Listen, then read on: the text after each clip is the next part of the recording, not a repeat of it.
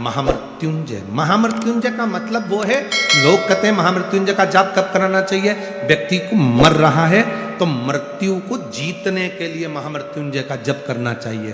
शिव पुराण ये नहीं कहती कि मौत को जीतने के लिए शिव महापुराण का जप करना चाहिए, बल्कि शिव पुराण कहती है महामृत्युंजय का जाप मरने वाले व्यक्ति के जीवन में, जब वो एक्सीडेंट हो गया, बीमार हो गया, तकलीफ में हो गया, कष्ट में हो गया, तो महामृत्युंजय का जाप क्यों कराया जाता है? जिससे उसे मौत से भय ना लगे, वो मौत से सामना कर ले और उसे सामने शिव नजर आने लगे, तो महामृत्युंजय जप का अनुष्ठान का फल है।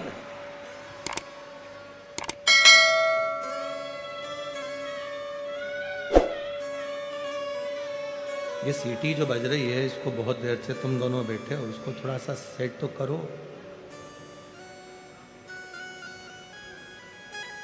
महामृत्युंजय का अनुष्ठान, महामृत्युंजय केवल मौत से नहीं बचाता, महामृत्युंजय का अनुष्ठान हमें काल के भय से मुक्त कराता,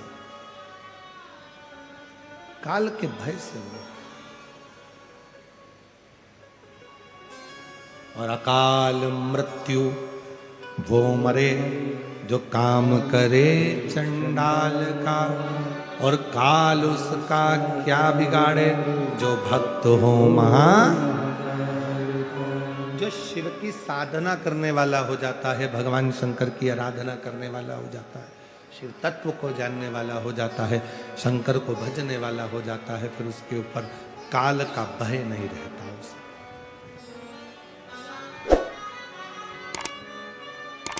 फिर उसे काल का भय नहीं है।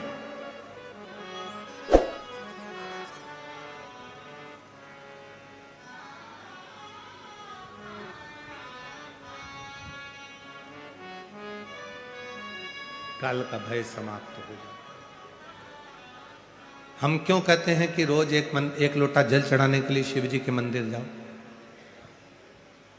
आपके जल चढ़ाने से सीवर वाले महाराज का कोई फायदा है क्या? जम के तो बोलो। नहीं हो सकता है कि तुमको ऐसा लग रहा है कि इनके लोटा भर जल चढ़ाने से हमको कोई फायदा। तुम्हारे लोटा भर जल चढ़ाने से, हाँ हम कहते कि लोटा भर के जल लेके सीओर आओ, क्योंकि हमारे यहाँ पानी की कमी है, तो वहां चढ़ा के चले जाना, तो हम टंकी भर लेंगे, तो हमारा फायदा। हम तुमसे कहते कि लोटा भर के पानी लाओ और सीओर में दो, तो हमको लगता कि हमारा जो गर्मी के 3-4 महीने हैं, पानी की जो दिक्कत आती है, हम टंका भर लेंगे तो वो काम आ जाएगा। पर हमने ये नहीं कहा कि तुम सीओर जल लेकर आओ, सीओर तुम कुछ लेकर आओ, हम नहीं कहे। हम तो और यहाँ तक कहते हैं कि सीओर आओ तो अपनी चेन, अंगूठी, मोबाइल, पर्स सब घर पे रख के आओ, बाबा के आश्रित होकर आओ, क्योंकि वो खुद कोहिनूर हीरा कुबेरेश्वर महादेव बैठा है, तुम्हारे हीरे की उसको जरूरत नहीं, वो स्वयं विराज है, उसके आश्रित होकर आओ। वहां का तो कंकर शंकर है।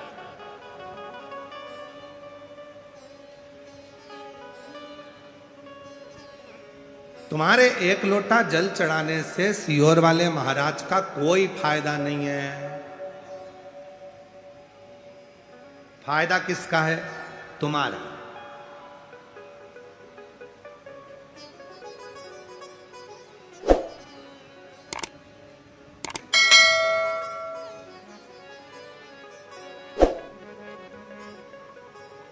दुख किसका मिट रहा है? तुम्हारा। तकलीफ किसकी मिट रही है? तुम्हारी। परेशानियां किसकी मिट रही है? तुम्हारी। कष्ट किसका मिट रहा है? तुम्हारा। और अभी भी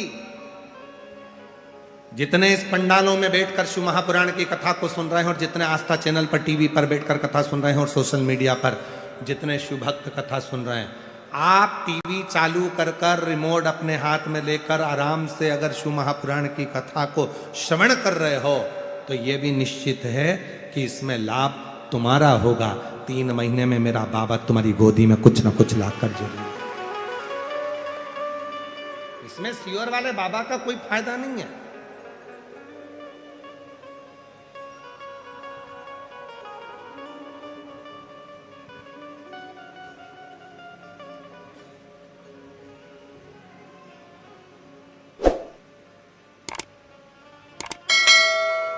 संपूर्ण तुम्हारे लिए सुख है।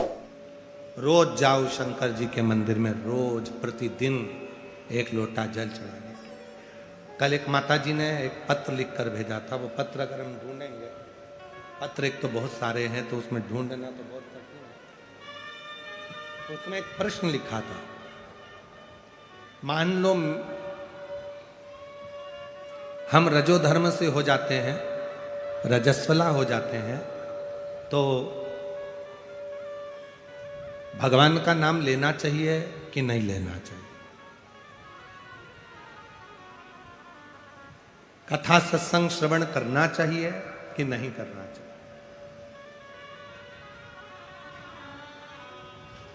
भगवान को जपें कि नहीं जपें?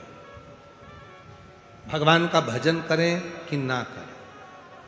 तो मेरा उन माता जी से निवेदन है, शिव महापुराण की कथा तो यहां तक कहती है कि हर पल, हर घड़ी, हर क्षण उस ईश्वर को याद करो। हर पल, हर घड़ी, हर क्षण उस शिव को याद।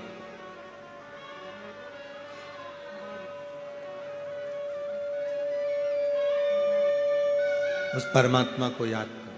अब तुम कह रही हो कि रजस्वला धर्म आ जाएगा तो हम भगवान को याद करें कि ना करें, हम भगवान का भजन करें कि ना करें, हम भगवान का स्मरण करें कि ना करें, और तुम स्मरण नहीं करे और रजो धर्म के समय पर ही निपट गए तो? अब भगवान का नाम तो लिया ही नहीं, भजन तो किया ही नहीं, स्मरण तो किया ही नहीं, मालूम पड़ा और नरक का भोग भोगने को मिल गया। द्रौपदी रजस्वला थी, केश पकड़कर खींचकर, बाल धोकर द्रौपदी बाहर आई थी और दुशासन उसका केस खींचकर लेकर आ गया और भरी सभा में लाकर खड़ा कर दिया।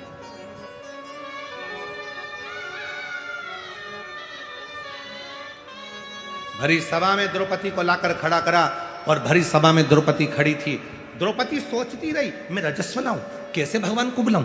ये दुशासन मेरा चीर खींच रहा है, दुर्योधन मेरा चीर खींच रहा है, ये कौरव मेरा चीर खींच रहा है, मैं नग्न होती चली जा रही हूं, मेरा शरीर पूरा नग्न होता जा रहा है, मैं भगवान को बुलाऊं कि नहीं बुलाऊं?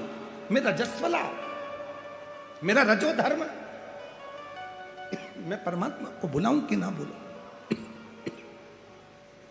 सोच। आखिरी में उसने सोच लिया कि भले मैं रजो धर्म में हूं, पर उस परमात्मा को तो याद कर सकती हूं, और याद करूंगी तो वह परमात्मा मेरे ऊपर कृपा तो करेगा। और उस द्रौपदी ने रजस्वला धर्म में भी उस भगवान कृष्ण को याद किया और भगवान ने उसके रजस्वला धर्म पर ही उसका चीर बढ़ाना प्रारंभ किया। याद करो, परमात्मा का भजन करो, स्मरण करो, कीर्तन करो, मंत्र जाप करो, नाम जाप करो, नाम स्मरण करो, बार बार भगवान का भजन करो। तुम कैसे भी हो, कैसी भी अवस्था में हो, उस परमात्मा को याद करने में देरी नहीं होना चाहिए, उस परमात्मा को भजने में देरी नहीं होना चाहिए। वो एक याद करो, एक कोई फिल्म का गीत था, उसकी चोटी ऐसी थी,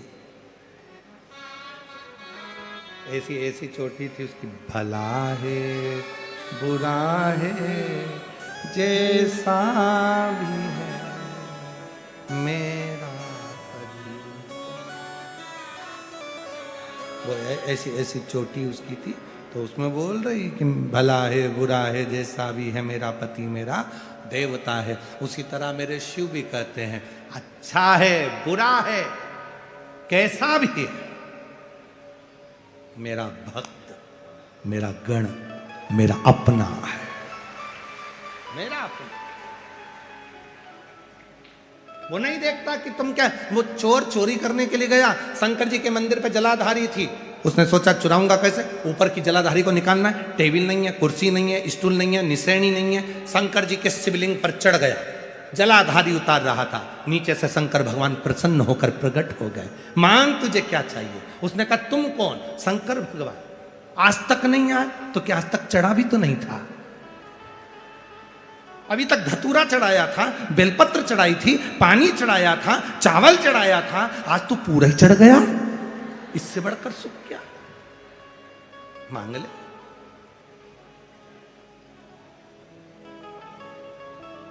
भोले का तो भगवान है, भोले का मांग ले, तुझे क्या चाहिए। उसने कहा प्रभु मैं क्या मांगू तुमसे, मेरी पत्नी बहुत दिन से बच्चे भूखे हैं, कुछ भोजन दे दो। शंकर भगवान ने कहा मैं तुझको 1 घंटा देता हूं, इस घंटे से 2 अगरबत्ती लगाकर जो मांगेगा वो तुझे मिल जाएगा, पर याद रखना जितना तुझे मिलेगा उससे दुगना तेरे पड़ोसी के घर पहुंच जाएगा। तो किन्नी चाहिए? चाहिए ही नहीं। इतनी मेहनत हमने करी और भंडारा तुम पड़ोसी का भर रहे हो, हमें नहीं चाहिए। भगवान बोले नहीं, लेके तो जाना पड़ेगा। घंटा दे दिया भगवान ने, घंटा ले गया, अपनी पत्नी से कहा इसको तिजोरी में बंद कर दे, निकालना मत ही। पत्नी ने पूछा हुआ क्या, कि इससे जो भी मांगेगी वो अपने घर में आएगा, पर दुगना पड़ोसी के यहाँ पहुंच जाएगा। इतने में पत्नी बोली आग लग जाए, लाए काय को, वापिस ले जाओ, वापिस ले जाओ इसको। पति बोला अब तो नहीं लेके जाऊंगा, यहीं रख दे। घंटा तिजोरी में रख दिया। भूखे मरने की नौबत आ गई। पत्नी बड़ी चतुर थी, उसने कहा घंटे को निकाल, 2 अगरबत्ती लगाई। घंटा महाराज 20 तरह का भोजन आ जाए, और जो पड़ोसी के यहाँ झांक कर देखा तो 40 तरह का रखा था। पत्नी ने सोचा बड़ा बेकार काम करा है ये घंटे ने, तो हालत खराब कर दी है, पर कुछ भी हो जाए इस घंटे को तो मैं प्रयोग करके रहूंगी। पत्नी बड़ी चतुर थी, उसने फिर 2 अगरबत्ती लगाई। है घंटा महाराज हमारे घर में एक कुआं खुद जाए। पड़ोसी के छोटे से घर में 2 खुद गए। अब बोली है घंटा महाराज हम दोनों पति पत्नी की एक चली जाए, एक आंख चली जाए। अब बेचारे की पड़ोसी की तो 2 ही चली गई, और गई तो गई, वो दोनों अंधे बेचारे दोनों पानी में डूब के मर गए। अब भगवान से कह रही हमारी वापिस आ जाए, तो अब तो वो ऊपर चले गए, तो उनकी क्या ऊपर आएगी? बहुत चतुर। संसार में बहुत लोग ऐसे हैं जो दूसरे का सुख नहीं देख सकते, और संसार में बहुत लोग ऐसे हैं जो दूसरे को सुखी देखकर सीखते हैं कि हमें भी अपनी जिंदगी में ऐसा करना है। बाबा अगर मुझे देगा तो एक बार मैं भी सिरूर में शिव महापुराण की कथा करवाऊंगा। लोग सीखते हैं इससे। ऐसा धन दे, ऐसा वैभव दे, ऐसी सत्ता दे, ऐसा मुझे बनाना बाबा कि मैं भी एक बार सत्कर्म करूं, मैं भी एक बार कथा कराऊं, मैं भी एक बार यज्ञ कराऊं, भूखे को भोजन और प्यासे को पानी पिलाऊं।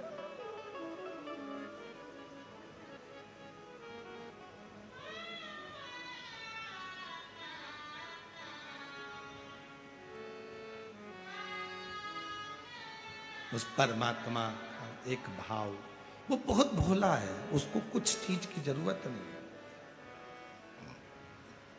कहा क्या रजो धर्म में स्त्री भगवान का नाम ले सकती? क्यों नहीं ले सकती?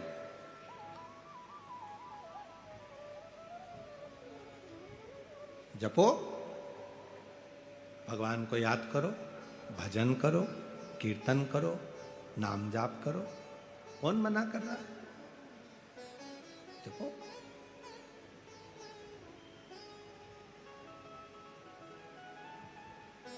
ना जाने कौन सी घड़ी, कौन सा पल, कौन सा समय आखिरी हो और मुख से भगवान का नाम ही ना निकले, तो ऐसा क्या मतलब शब्द?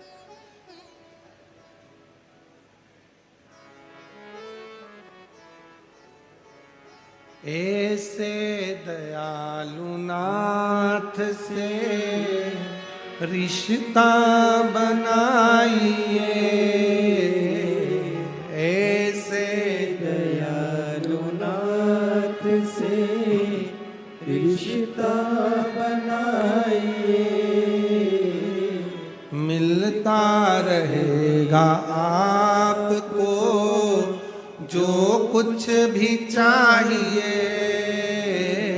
मिलता रहेगा आपको जो कुछ भी चाहिए। ऐसा करिश्मा होगा जो हुआ कभी नहीं, ऐसा करिश्मा होगा जो हुआ कभी नहीं। मांगा है भोलेनाथ से वरदान एक ही। सब बोलो, मांगा है भोलेनाथ से वरदान एक ही। तेरी कृपा बनी रहे जब तक है जिंदगी, तेरी कृपा बनी रहे जब तक है जिंदगी। मांगा है भोलेनाथ से वरदान एक ही। मांगा है भोलेनाथ से वरदान एक ही। तेरी दया बनी रहे जब तक है जिंदगी, तेरी दया बनी रहे जब तक है जिंदगी। मांगा है भोलेनाथ से वरदान एक ही। मांगा है भोलेनाथ से वरदान एक ही। केवल एक वर मांगिए कि तेरी कृपा चाहिए, तेरी करुणा चाहिए, तेरी उदारता चाहिए, इससे ज्यादा कुछ नहीं चाहिए। गंदा शरीर हो जाता है, मन गंदा मत होने दो। शरीर गंदा हुआ चलेगा, पर मन गंदा मत हो।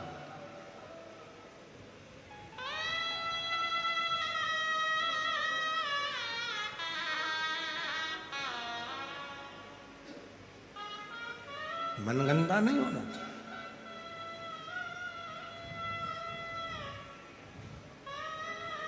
जब भगवान देवाधिदेव महादेव का मंगल विवाह हुआ पार्वती जी के साथ में,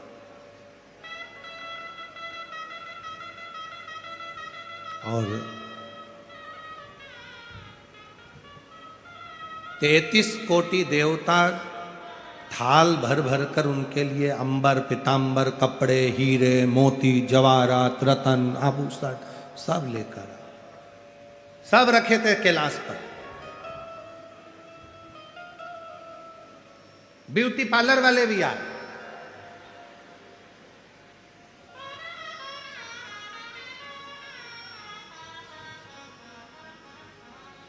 जहां हम ठहरे हैं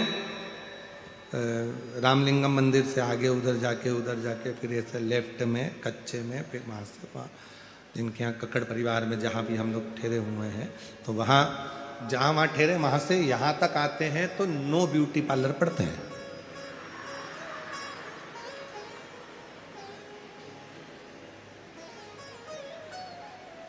नो बाहर है और एक ये 10 बार, ये भी ब्यूटी पार्लर। वहां बाहर का श्रृंगार होता है जिसको देखकर पति और पत्नी रीझ जाते हैं, और यहाँ भीतर का श्रृंगार होता है जिसको देखकर महादेव रीझ जाता है। पार्लर ये भी है, वो भी पार्लर और पार्लर ये भी है। वहां बाहर का श्रृंगार होगा या अंदर का श्रृंगार होगा, आत्मा का श्रृंगार।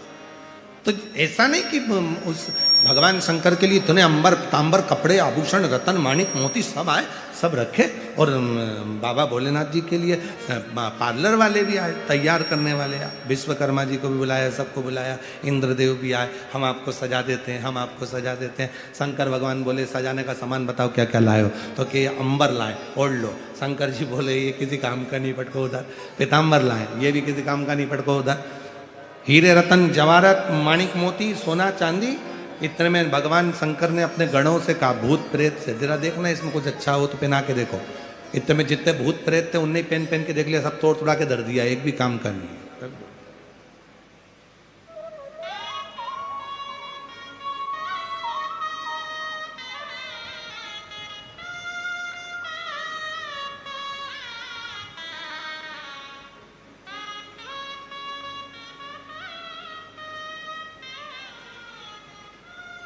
शिव जी ने कहा ये कपड़े मेरे काम के नहीं है। भगवान शंकर ने तुरंत उसी समय पर अपनी डमरू की नाद करी। नाद कर कर जैसे डमरू बजाया तो बड़े विशाल विशाल सांप, बड़े विशाल विशाल सांप सब आ गए। शंकर जी ने पूछा आ गए हो, एक मेरी जटा में लपट जाओ, एक गले में जाओ, और नीचे मैं तो दिगंबर हूं, मेरे पास में कपड़े वपड़े तो कुछ है नहीं, तो एक काम करो, एक कमर में कसा के एक नीचे से ऐसी लंगोट बन जाओ। ठीक, पूरी लंगोट बन गए सांप।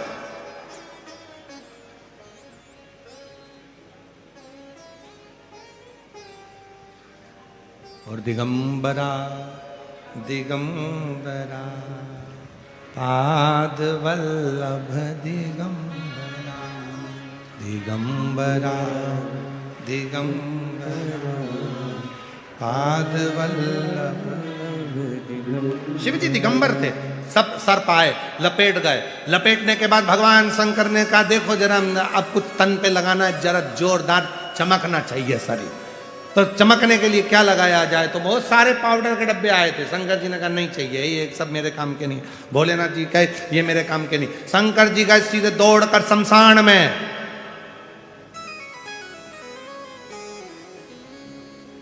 मुर्दा जलकर राख उस भस्म को चढ़ाया अपने ऊपर, चमक गए।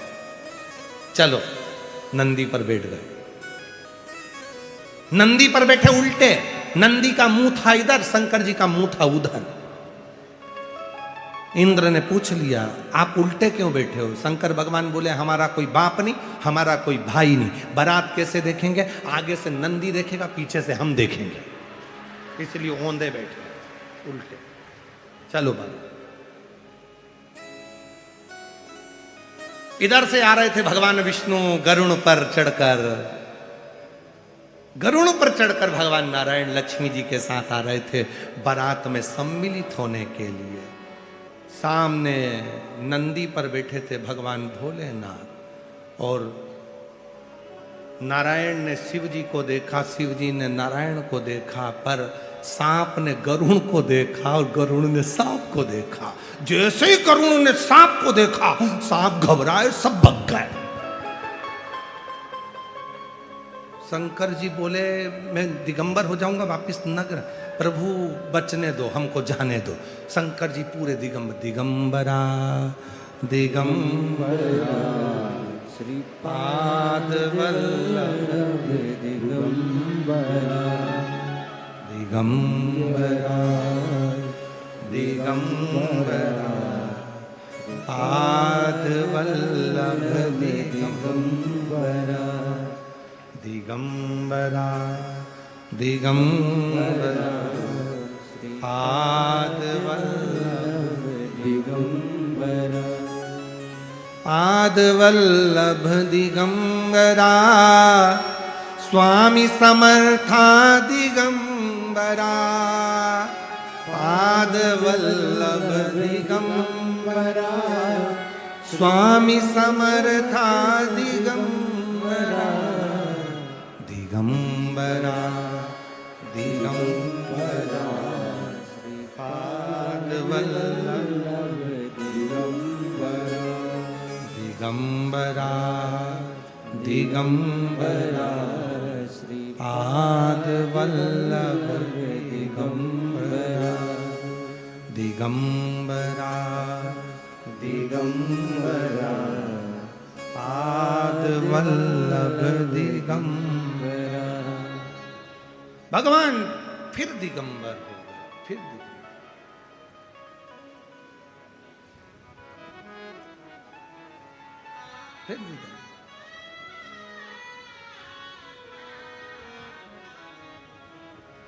श्री दत्ता दिगंबरा पाद वल्लभ दिगंबरा, श्री दत्ता दिगंबरा पाद वल्लभ दिगंबरा, श्री दत्ता दिगंबरा पाद वल्लभ दिगंबरा, श्री दत्ता दिगंबरा दिगंबरा पाद वल्लभ दिगंबरा हाँ दिगंबरा दिगंबरा पाद वल्लभ दिगंबरा ओ दिगंबरा दिगंबरा पाद वल्लभ दिगंबरा ओ दिगंबरा दिगंबरा पाद वल्लभ दिगंबरा ओ दिगंबरा दिगंबरा पाद वल्लभ दिगंबरा दिगंबरा दिगंबरा पाद वल्लभ दिगंबरा दिगंबरा दिगंबरा पाद वल्लभ दिगंबरा ओ पाद वल्लभ दिगंबरा स्वामी समर्था दिगंबरा पाद वल्लभ दिगंबरा स्वामी समर्था दिगंबरा पाद वल्लभ दिगंबरा स्वामी समर्था दिगंबरा पाद वल्लभ दिगंबरा स्वामी समर्था दिगंबरा हाँ दिगंबरा दिगंबरा स्वामी समर्था दिगंबरा ओ दिगंबरा दिगंबरा पाद वल्लभ दिगंबरा शंभो आपको अपने मन का भाव कहेंगे बाबा को प्रार्थना करें हृदय से विनय करें निवेदन करें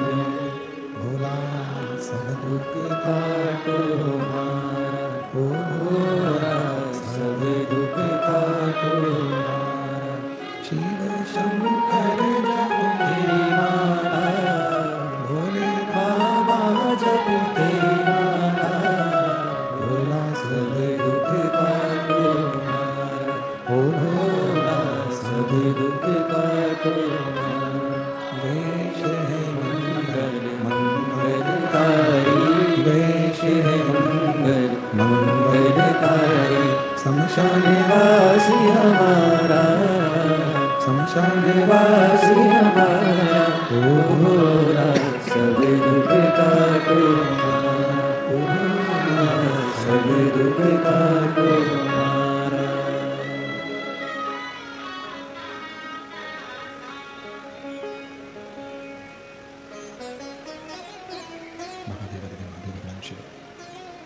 उग्रदानी कालदर्शी कैलाशी विनाशी भगवान शंकर की पवित्र कथा कर रही है शिव महापुराण की कथा वर्णन कर रही है शिव तत्व कह रहा है भगवान शंकर की पवित्र कथा कह रही है शिव दिगंबर हो गए भगवान शंकर दिगंबर वेशधारी हो गए कि वस्त्र नहीं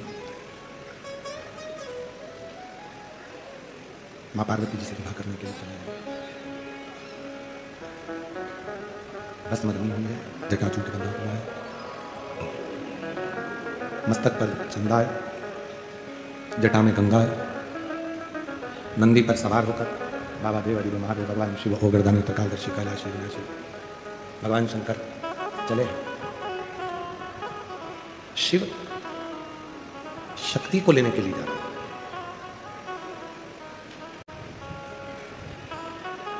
और भगवान भोलेनाथ जी भगवान देवादिदेव महादेव भगवान शिव ब्रह्मांड के रचनाकर्ता भी हैं, ब्रह्मांड के पालनकर्ता भी हैं और ब्रह्मांड के संहारकर्ता भी हैं। सब कुछ शिव। और जिसने जिंदगी में शिव को अपना सर्वस्व मान लिया उसके लिए शिव सब कुछ हो गया। वीर लिंगायत शिव संप्रदाय में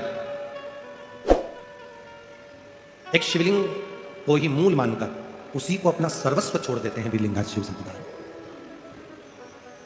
गले में भी अगर कुछ होगा तो वो शिवलिंग ही होगा, साधना भी होगी तो वो शिवलिंग से ही।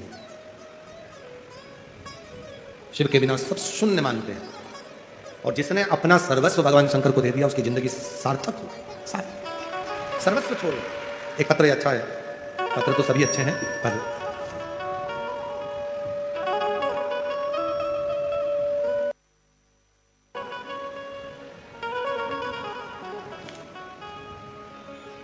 मैं कामिनी रासकर नगर मेरी बेटी को जन्म से ही दृष्टि दोष था और उसकी कंडीशन बुद्धि की, विवेक की कमजोर थी। कहीं बैठी हो तो हाथ हिला सकती हैं। कामिनी रासकर नगर से हैं। गुरुदेव, ना मेरी बेटी चल पाती थी, ना बैठ पाती थी, ना बोल पाती थी। कहीं बैठी हैं? आ जाइए। ना चल पाती थी, ना बैठ पाती थी, ना बोल पाती थी। मैं इसको एक कथा के पंडाल में बेजापुर में लेकर आई थी और वहाँ कथा पंडाल की मिट्टी मैंने अपनी बेटी के शरीर पर लगाकर बाबा से प्रार्थना करी थी, बाबा अगर सीहोर वाला बाबा कहता है कि तू है और पंडाल में तू आता है, 7 दिन तू यही रहता है, तो मेरी बेटी को इन 7 दिनों में तू ठीक कर दे। मेरी बेटी चलने लगे, बोलने लगे और मेरी बेटी अपना काम करने लगे। गुरुदेव, आज मैं बाबा को धन्यवाद देने के लिए आई हूँ। अब मेरी बेटी चलती भी है और बोलती भी है। जो पलंग पर पड़ी रहती थी, हिल नहीं सकती थी, गंदगी भी पलंग पर करती थी, उसको उठाना पड़ता था, बिठाना पड़ता था, आज मेरी बेटी बोलती भी है और चलती भी है। बाबा, ना जाने मेरे परिवार पर आपने कौन सी खुशी ना दी हो, आज मेरी बेटी अगर चलने लगी और बोलने लगी तो ये मेरी जिंदगी की सबसे बड़ी खुशी है। सबसे पलंग पर पड़ी रहती थी, बोलती नहीं थी, चलती नहीं थी, स्मरण नहीं करती, आज वो चलती भी है। और जो जैसी भावना लाया वो वैसा ही फल पाया, नहीं खाली उसे लौटाया, वो मन ही मन हर्षाया। कर दिया माला चला कर, थोड़ा चला कर। काशी वाले ने लुटा दिया जोरदार ताली बजाइए, साधुता। लुटा दिया भंडार काशी वाले ने, कर दिया माला काशी वाले ने, कर दिया माला मान काशी वाले ने, कर दिया माला मान काशी वाले ने, लुटा दिया भंडार काशी वाले ने। पलंग पर खड़ी रहती थी, न चल पाती थी, न बोल पाती थी, आज बाबा की कृपा से चल भी रही है और बोल भी रही है। जोरदार ताली बजाएं। शिव तत्व में एक पत्र और है। मैं सर्वप्रथम प्रकाश जी साहेब धारीवाल परिवार को धन्यवाद करती हूँ। उन्होंने हम जैसी बहनों को कथा का लाभ दिया। मेरा नाम शीतल संतोष कल्पे, मेरे पति का नाम संतोष कल्पे, जिला नांदेड़ में 12 टाली गांव में रहने वाले हैं। शादी को 8 साल हो चुके थे, कोई संतान नहीं हुई थी। गर्भाशय में बच्चा रुकता नहीं था, लेकिन उसका ग्रोथ भी नहीं होता था। बाबा की कृपा से 14 जनवरी को हम दोनों पति पत्नी रोज 1 लोटा जल चढ़ाते और बाबा से विनती करते 2024, और बाबा की कृपा से गर्भ ठहरा और बाबा ने ऐसी करुणा करी कि हमारे घर में 8 साल के बाद संतान का सुख प्राप्त हुआ। मैं बाबा को यहाँ कहीं बैठे हो तो आ सकते हैं, जहाँ बैठे हो आ सकते हैं।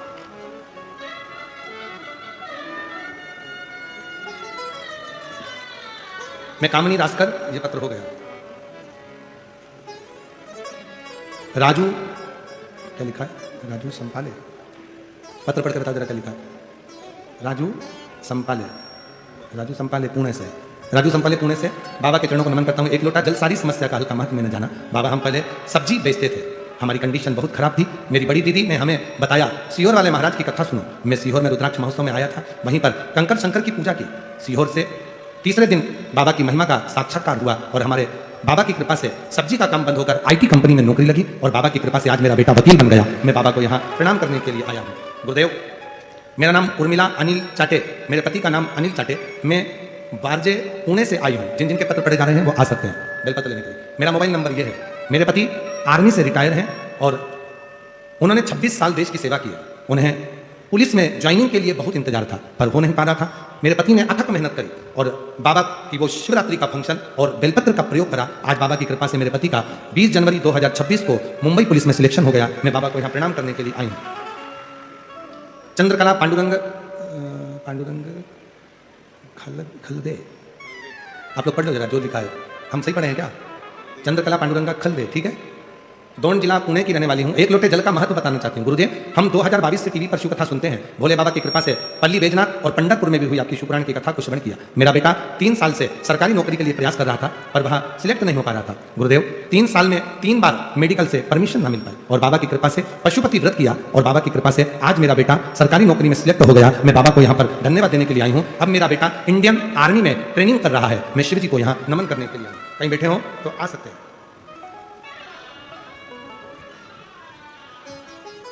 जो जैसी भावना लाया वो वैसा ही फल पाया, और नहीं खाली उसे लौटाया वो मन ही मन हर्षाया, और कर दिया माला माल काशी वाले रे, लुटा दिया भंडार काशी वाले रे।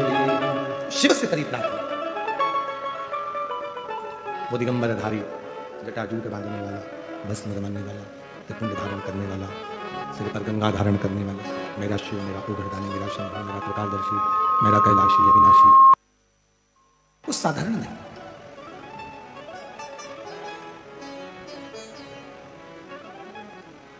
पहुंच गए हिमालय राज की नगरी में। मां अम्बा जगज्जननी जगदम्बा से विवाह करने के।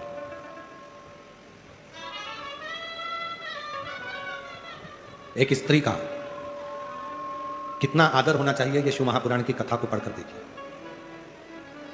एक स्त्री का कितना सम्मान होना चाहिए ये शंकर जी के मंदिर में जाकर देखिए। एक स्त्री के कितना आदर होना चाहिए, सम्मान होना चाहिए, सत्कार होना चाहिए ये शिव महापुराण की कथा में देखिए। शंकर जी के मंदिर में जाकर देखिए। शंकर जी के मंदिर में पहुंच गए, भगवान शंकर के मंदिर में जाकर जब आप देखेंगे, धारण करेंगे तो शंभो शंभो शंभो शंभो शंभो शंभो शंभो। सही चला लो उसको, थोड़ा देर हो जाए। जैसी भावना लाया वो वैसा ही 8 वर्ष के बाद हुआ। एक बार जोरदार ताली बजाकर। खाली से लौटाया वो मन ही मन हर्षाया, कर दिया माला माल काशी वाले ने, लुटा दिया भंडार काशी वाले ने, लुटा दिया तेरे दरबार की बाबा निराली शान देखी, तेरे दरबार की बाबा निराली शान देखी, तेरे दरबार की बाबा निराली शान देखी। तुझे देते नहीं देखा पर झोली भरी देखी है। मुख दुनिया मोड़ेगी बाबा तू मुख लाना, मुख दुनिया मोड़ेगी बाबा तू मुख लाना। मेरी लगी भरी थी बाबा तू है मेरा, मेरी लगी भरी थी बाबा तू है मेरा। उस शिव से प्रार्थना करो, बाबा से निवेदन करो। शिव कथा कह रही है, भगवान शंकर का चरित्र कर रहा है। शिव महापुराण की कथा कर रही है, भगवान शंकर की पवित्र कथा कर रही है।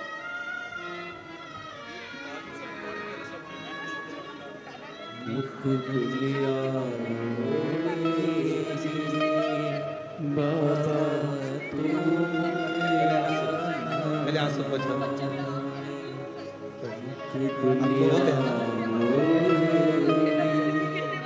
बाबा आंसू पोंछो जा। कह रही है दीदी सब्जी का ठेला लगाते थे तो लोग रिश्तेदार भी नहीं बुलाते थे, संबंध नाते रिश्ते सब ऐसे दूर से हो गए थे, कुछ नहीं था। बाबा पर भरोसा कर एक कथा पंडाल में सुनी, वहां की मिट्टी लेकर चली गई और बाबा से प्रार्थना करी, पति की भी नौकरी लग गई, बेटा वकील हो गया। एक बार जोरदार ताली बजाओ साहब।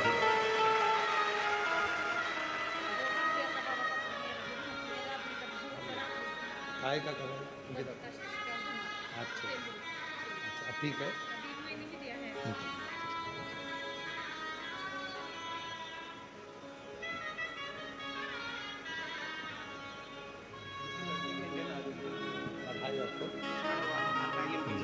शंभू कृपा करो। बेटे का इंडियन आर्मी में हुआ है, एक बार जोरदार ताली बजाकर साधुवाद करिए। बहुत बहुत बधाइयाँ। शिव कृपा, राष्ट्र सेवा में ऐसे ही लगे रहे। यही शिव से करी प्रार्थना, कभी छूटती नहीं। बाबा से जो पता सही कहते हैं, बाबा उसको स्वीकार करता है, शिव उसको स्वीकार करता है। हिमालय राज की नगरी में भगवान शंकर बारात लेकर पहुंचे हैं।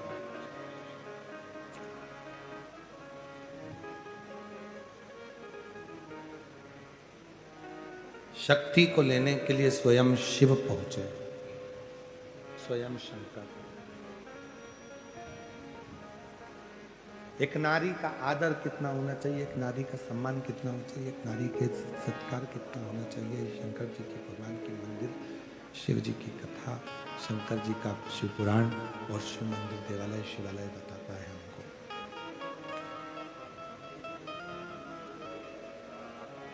कितनी साधना, कितनी आराधना शिव की जय।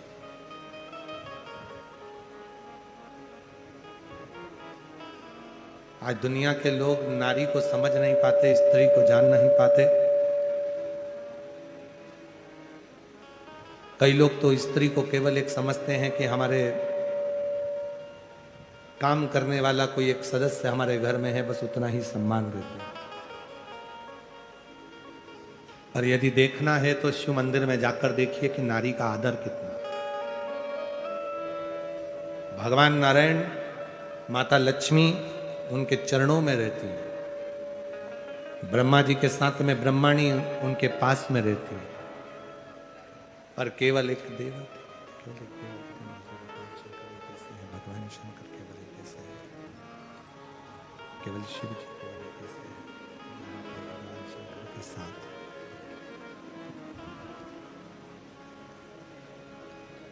शंकर जी जमीन पर रहते हैं, शिव जी भूमि पर, जमीन पर उनका शिवलिंग होता है। और माँ अम्बा जगदम्बा पार्वती जी एक ऊंचे स्थान पर विराजमान होती है, ऊंचे स्थान पर।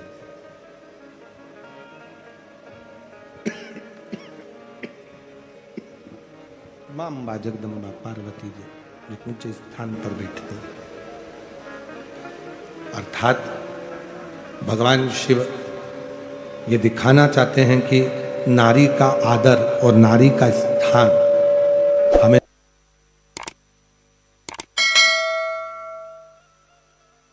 33 कोटि देवता में केवल एक भगवान शंकर, केवल शंकर भगवान कैसे हैं, देवाली के महादेव केवल ऐसे हैं, शंभु शंभु शंभु शंभु शंभु शंभु शंभु।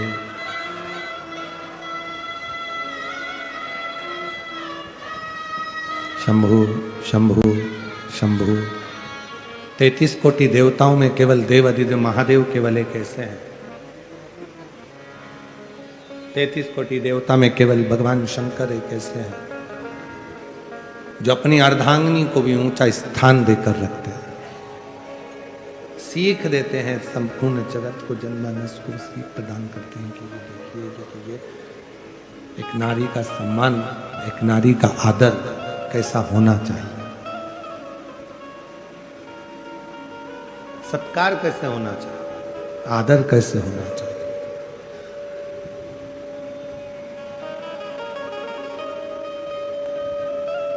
शिव महापुराण बहुत सुंदर बात एक कहती है। शिव जी के मंगल विवाह के प्रसंग में, भगवान शंकर के विवाह प्रसंग में, शंकर भगवान के मंगल विवाह प्रसंग में, एक सुंदर प्रसंग में भगवान शंकर के पवित्र प्रसंग में कहा कि शंकर जी की कृपा, भगवान शिव जी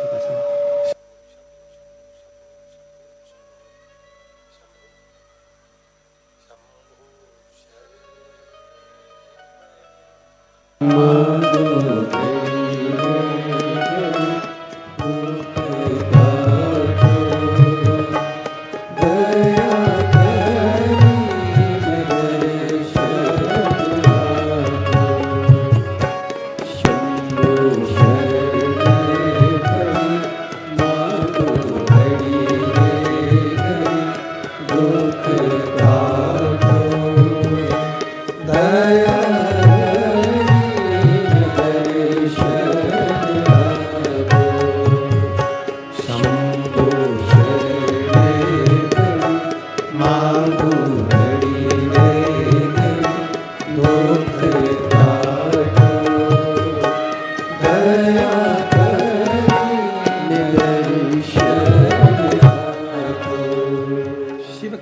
प्रसंग में वर्णन करती है भगवान शंकर का प्रसंग।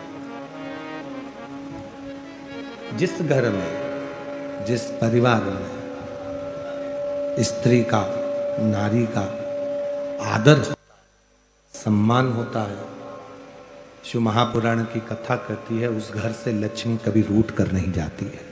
वहां लक्ष्मी सदा निवास करती है, वहां लक्ष्मी का वास होता है, लक्ष्मी वहां निवास करने लगती है, लक्ष्मी वहां रहती है।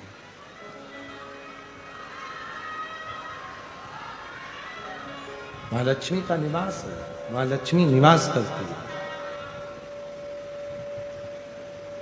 वहां से लक्ष्मी कभी रूठ कर नहीं जाती है।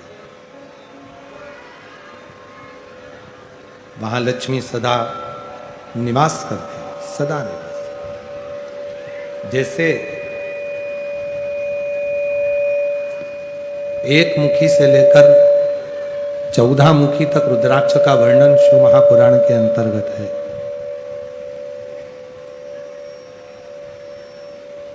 एक मुखी से लेकर 14 मुखी तक रुद्राक्ष का महत्व शिव महापुराण में कहा गया और एक मुखी से लेकर 21 मुखी तक रुद्राक्ष का वर्णन स्कंद पुराण में किया गया।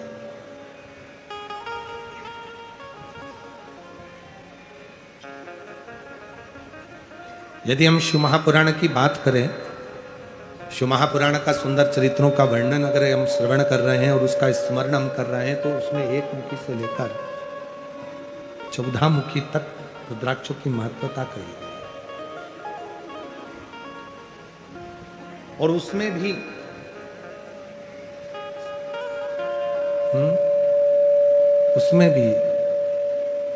भैया ये पंडाल में आवाज बढ़ाओ ना, पंडाल के लोगों को आवाज नहीं आ रही है। पंडाल में आवाज बढ़ाइए। है रुपेश, पंडाल में आवाज बढ़ा।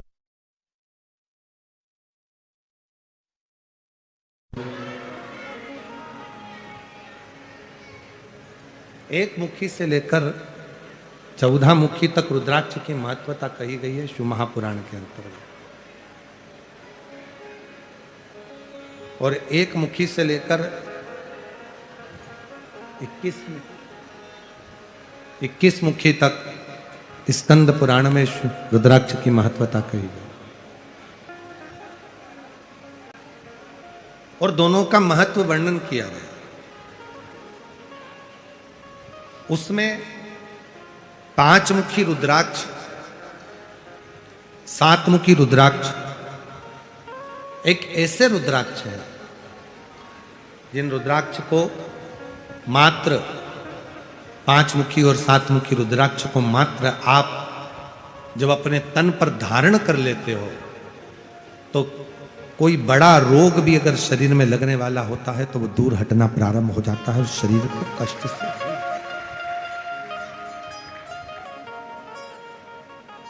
पंचानंद रूपी पांच मुखी रुद्राक्ष जो पंचानंद रूपी है, पांच मुखी रुद्राक्ष जो पंचामुख, यहां तक स्मरण करिएगा, थोड़ा सा ध्यान दीजिए, थोड़ा स्मरण करिएगा। यदि आवाज नहीं आ रही है, पंडाल की आवाज खोलो, नीचे पंडाल में आवाज बढ़ाइए।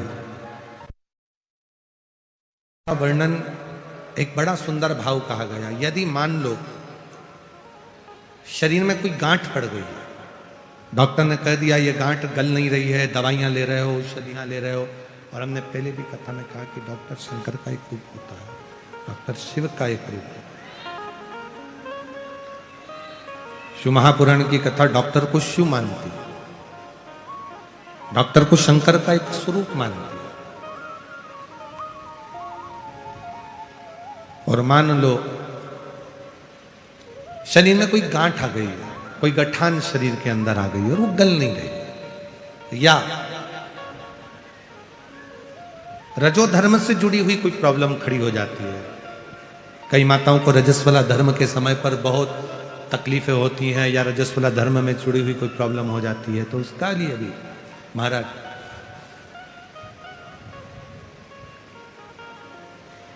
गांठ को गलाने के लिए एक दुर्वा रुद्राक्ष तांबे के कलश में गला दिया जाता है। अगर सीहोर का रुद्राक्ष यदि आपके पास में है तो उसको तांबे के कलश में गलाकर, और उस जल को यदि किसी के शरीर में गांठ है और अगर वो थोड़ा थोड़ा आचमन कर कर रोज 1 चम्मच मात्र प्रतिदिन रोज गलाओ, और 1 चम्मच रोज उस दुर्वा और रुद्राक्ष के जल का यदि वह आचमन करे, तो शरीर में जो गांठ होती है वो धीरे धीरे 20 दिन में 22 दिन में गलना प्रारंभ हो जाती है, और शरीर की गांठ गलती।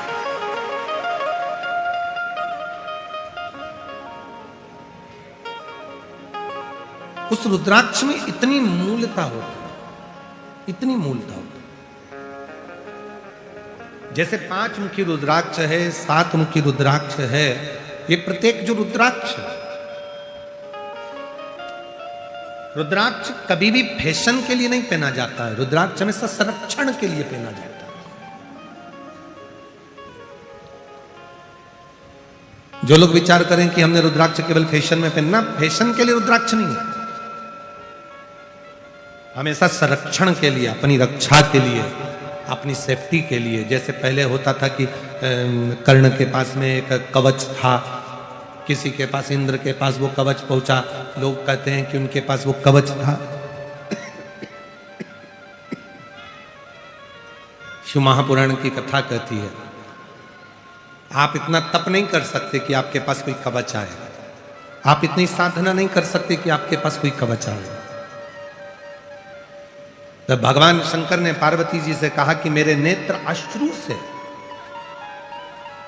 जो ये रुद्राक्ष का पौधा उत्पन्न हुआ है और इसका जो फल है, अगर किसी मनुष्य के शरीर पर रुद्राक्ष अगर उसके गले में पड़ा हुआ है तो समझ लेना कि शिव उसका कवच बनकर उसके सामने खड़े हैं। एक रुद्राक्ष,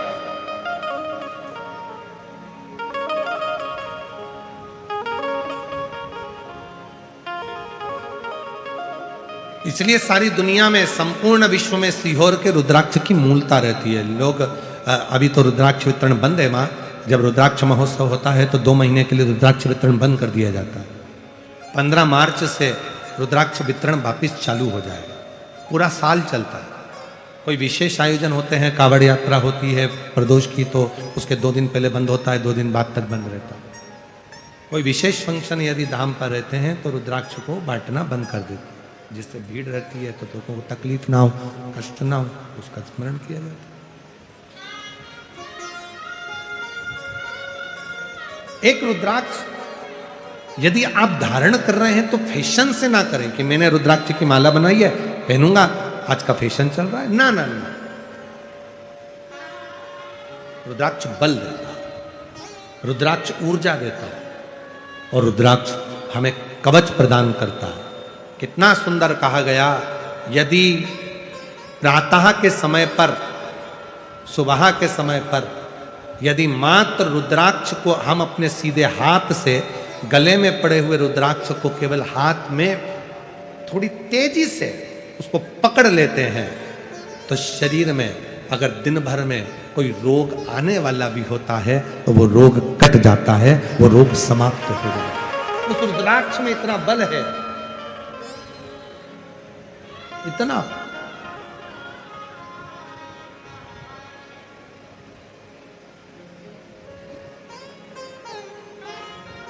इसलिए भारत की भूमि का सबसे बड़ा रिसर्च सेंटर रुद्राक्ष रिसर्च सेंटर, रुद्राक्ष पर रिसर्च करने के लिए मध्य प्रदेश की पावन धरा कुबेरेश्वर धाम सीहोर में रुद्राक्ष रिसर्च सेंटर बनाने का एक निर्णय लिया है। और बाबा ने चाहा तो जल्दी से जल्दी वो रुद्राक्ष रिसर्च सेंटर तैयार होगा।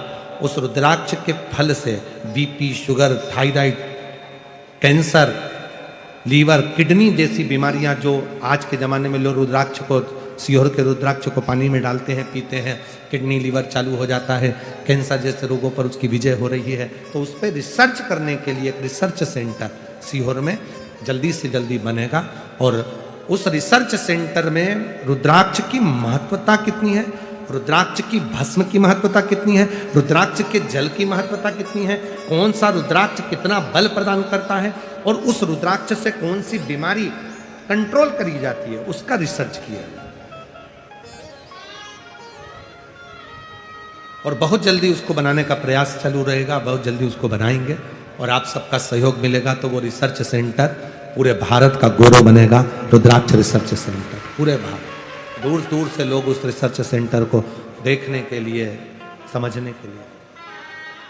और उसके लिए हमने एक टीम गठित कर दी है। वो टीम अभी पूरे भारत में भ्रमण कर रही है।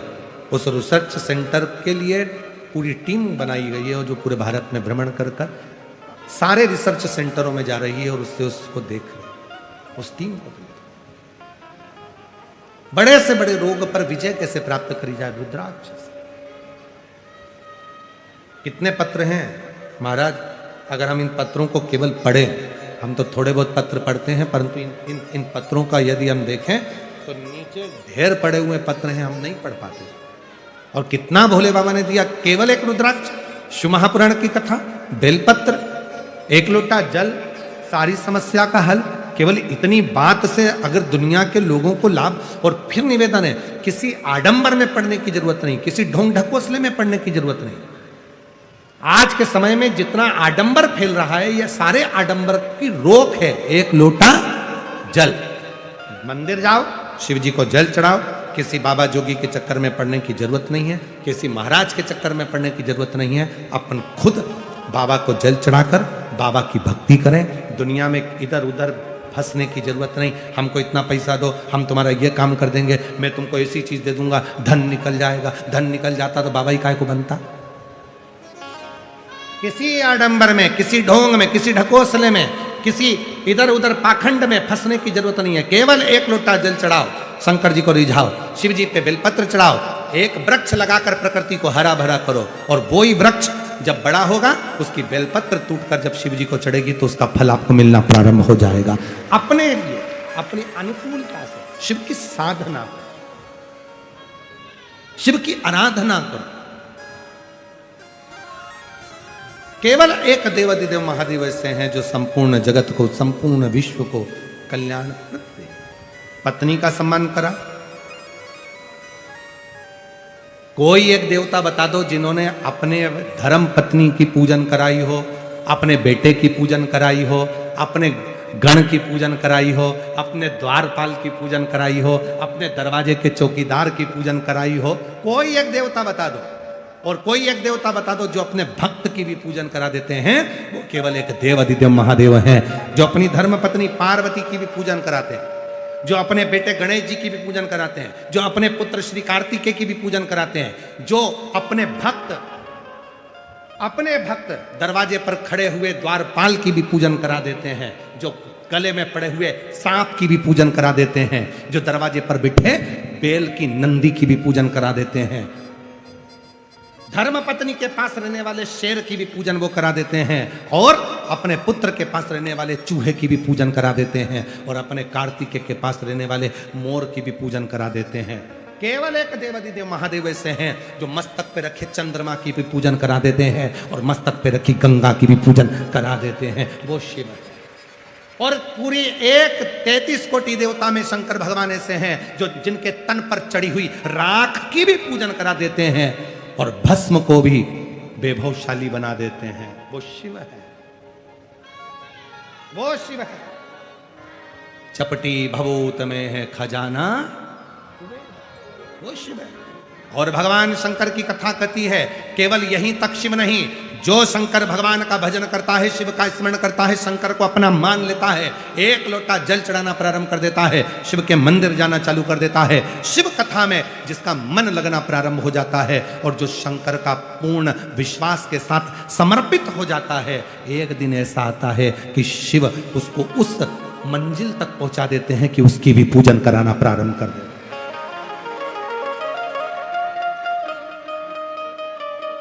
शिव उसकी भी साधना कराना प्रारंभ कर देते। आप शिव को भजो, शंकर को जानो।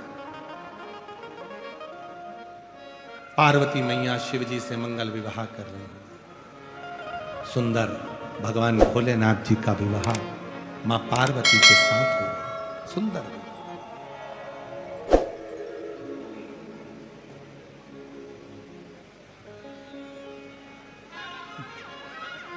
भोजन की तैयारी हो गई।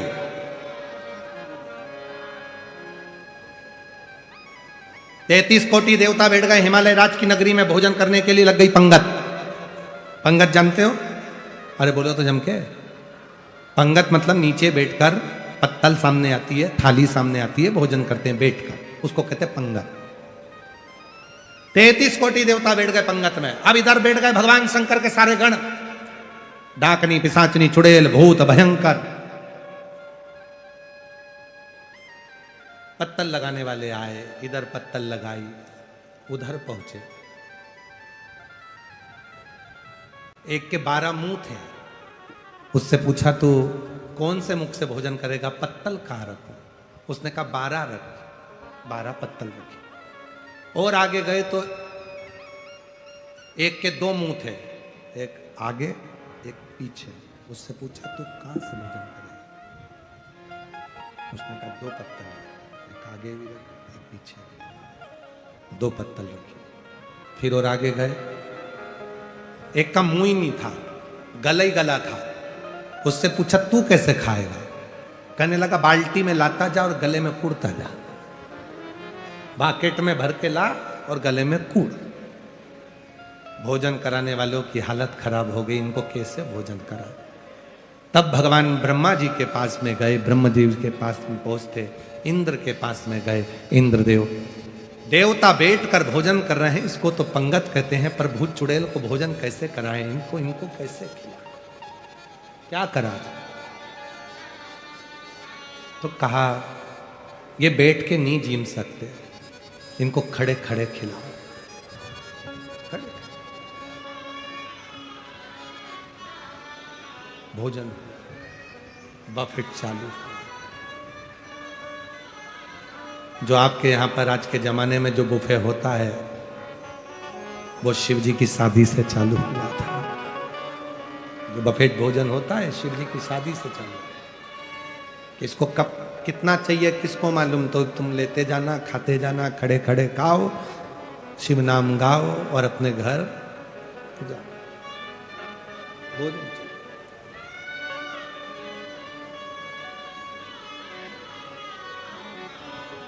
समय आया विदाई का, माँ जगत जननी जगदम्बा अम्बा पार्वती माँ विदा हो।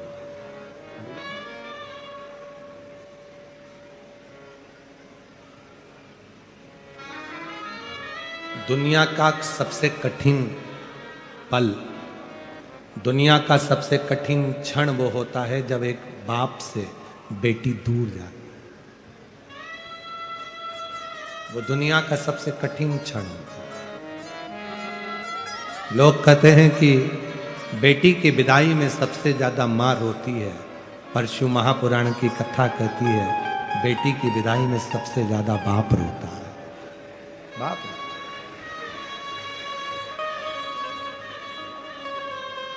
लोग कहते हैं बेटी की विदाई में सबसे ज्यादा मां रोती है, परशु महापुराण की कथा कहती है बेटी की विदाई में सबसे ज्यादा बाप रोता, पिता रोता।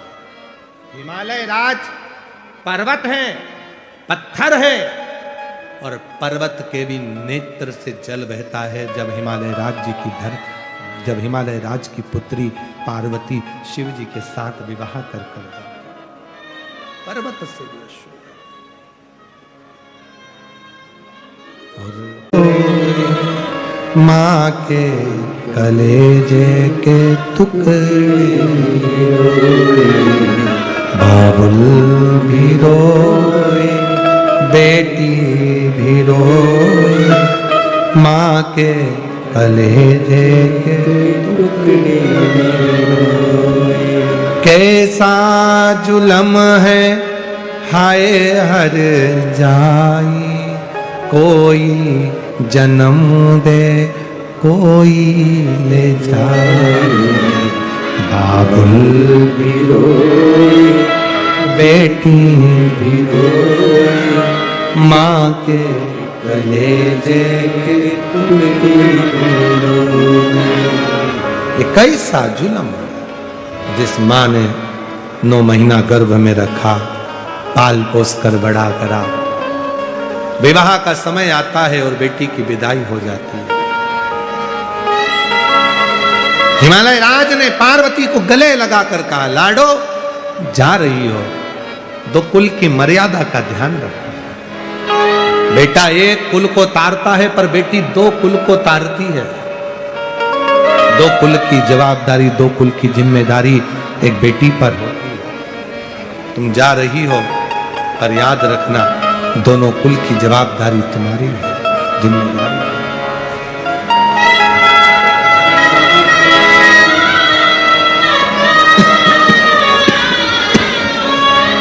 चल दी मां नंदी पर बैठकर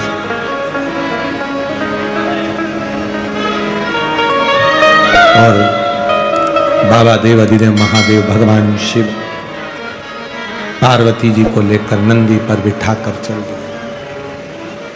शायद दुनिया की पहली शादी थी जिसमें लड़की शादी के बाद अपने ससुराल जाती है, पर भोलेनाथ जी की धर्म पत्नी मां पार्वती को लेकर शिव जी सबसे पहले शमशान गए।